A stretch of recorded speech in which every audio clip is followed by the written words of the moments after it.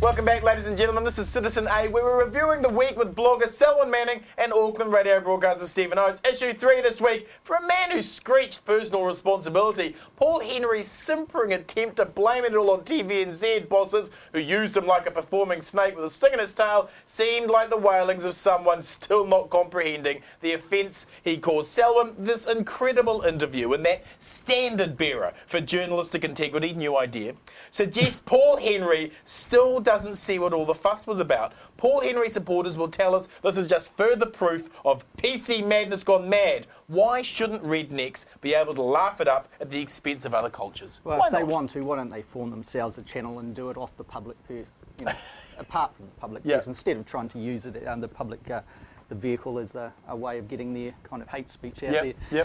But clearly, Paul Henry, yes, welcome to the real world. This is what loneliness and estrangement feels like.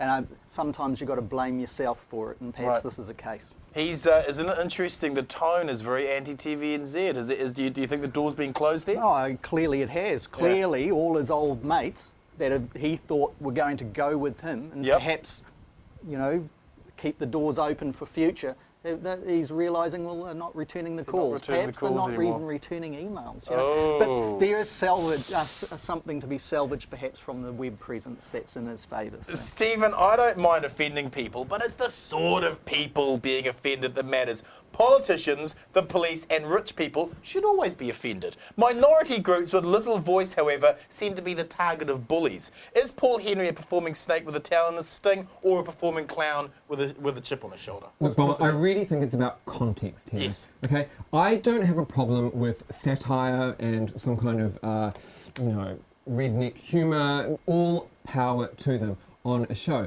The problem for me is that it's a morning breakfast current affairs show. On the TVNZ website, they bill it as a current affairs show to get your news from around the world, okay? I expect a little bit more integrity and a bit more quality journalism on a state broadcasting current affairs show. I think there is a place for Paul Henry, or there was, and I think it would be something more along the lines of a late night comedy, Corbett Report, Letterman, something like that, where it's not billing itself as news. But if you are billing yourself as news, then you tell the news in an unbiased and responsible manner, and I don't think he did that, and I'm very surprised that he had all of that power to do whatever he wanted. Didn't the show have a director? Didn't the show have a producer? It's really up to the producer and the director to mould your talent, to guide them in the right way, and someone was letting him have free rein, and I think that this is what... Quick question to both of you then. Let's have a look about Paul's comments about TVNZ. Are they fair? Did they use him? There was an element, wasn't there? They left the bloody reptile off the leash. Absolutely. I mean, we discussed these very points some weeks ago on your program. Clearly, Television New Zealand did allow him plenty of rope. And that came back, to pinch a cliche, to hang himself. But that was demonstrated, wasn't it, by TVNZ's initial response. Its first response post this problem was to actually justify his comments and to say, well, that's what we all think.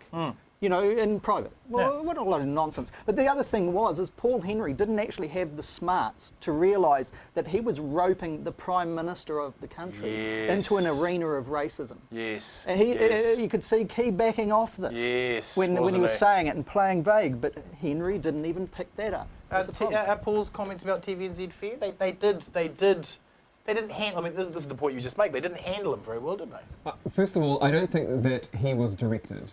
Which I think he should have done. And for such a big show, watched by so many people, I think there should have been more controls in place, and I think the show should have been better run behind the scenes. So that is TVNZ's fault? It's TVNZ's fault. So it's a case of the talent being bigger than the management? Paul Henry is not the producer, and Paul Henry is not the director. So whoever the producer and director is, they are the ones who control the content that goes out.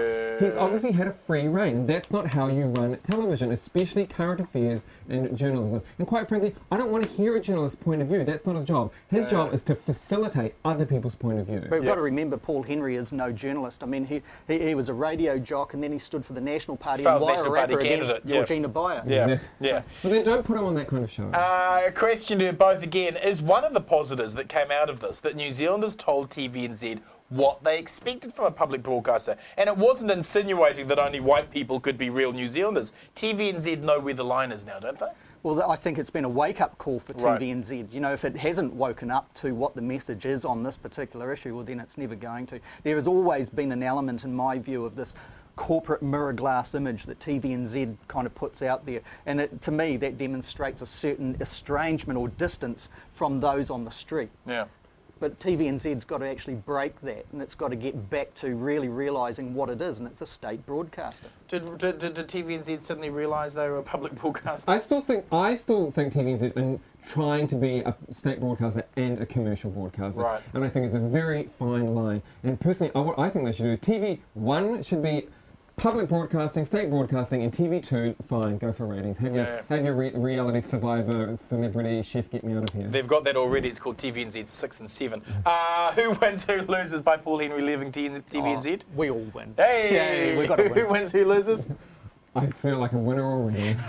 Let's wrap the show with last word. Selwyn, your last word this week is? Well, anybody that studied Russian in the last 20 years, I think there's actually some sort of market for them to peddle their wares. Finally! You know, New Zealand, with a classic case of foreign affairs not actually putting all the ball into alignment before it actually rolls out this idea of negotiating a free trade agreement, has demonstrated to the country that if you've got Russian in your talent bag of language skills, the country needs you. Well, that's great news. Stephen, your final word? I guess my final word is I just arrived back 2 days ago from some travel through the Northern Hemisphere. Was it lovely? Gorgeous. But you know what strikes me? New Zealand we have everything we need. We have a gorgeous country. There is no excuse for screwing it up. And why are we screwing it up? We are so blessed to have so many natural resources, so many great people. Can we just get it together?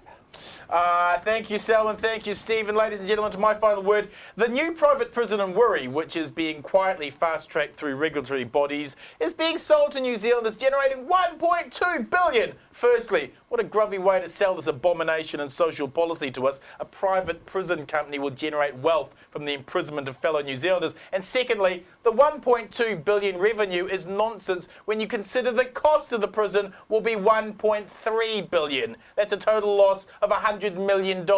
New Zealanders being conned into allowing private prisons to warp social policy. The private sector may be able to do some things more efficiently than the government, but public services are for the benefit of the people. Corporations are there to maximise profits for themselves. No matter how the right spin it, that is the reality. The corporation doesn't give a toss about you, and allowing them to make profit from prisons sets in place the incentive to push for longer and longer sentences, which brings me back to a point I made last month. Is the private prison industry funding the Sensible Sentencing Trust? And when will the Sensible Sentencing Trust open their books to scrutiny so we can all see who donates to the red meat medieval law and order policy that seeks to lock people up for longer and longer? On next week's Citizen A, blogger Tim Selwyn and Deputy Mayor of the Auckland Super City, Penny Hulse, join me to review the week's events. If you like tonight's show, please join our Citizen A Facebook site and connect with other like-minded news citizens. Thanks for watching, whānau. Good night, Aotearoa.